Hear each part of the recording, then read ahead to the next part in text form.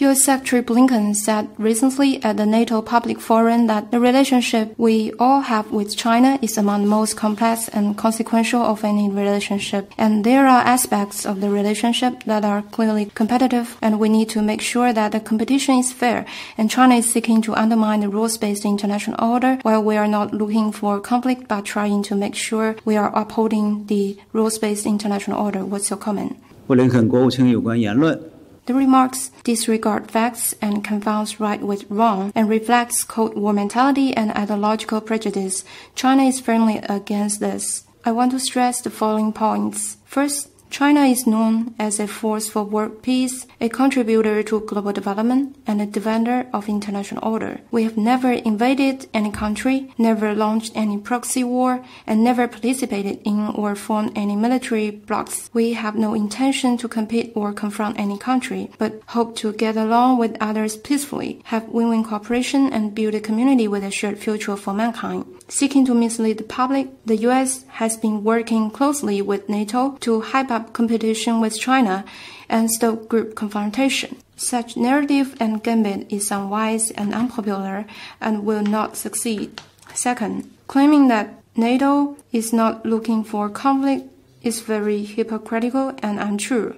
The history of NATO is the one about creating conflicts and waging wars. From Bosnia and Herzegovina to Iraq, Afghanistan, Libya, and to Ukraine, the self-claimed defensive organization has been constantly making advances into new areas and domains, arbitrarily launching wars and killing innocent civilians, even till this day. Facts have proven that it is not China that poses a systemic challenge to NATO, but NATO that brings a looming systemic challenge to world peace and security. Third, the US's so-called rules-based international order is actually rules made by a handful of countries to serve the selfish interests of the US in seeking hegemony, while requiring other countries to uphold the international order.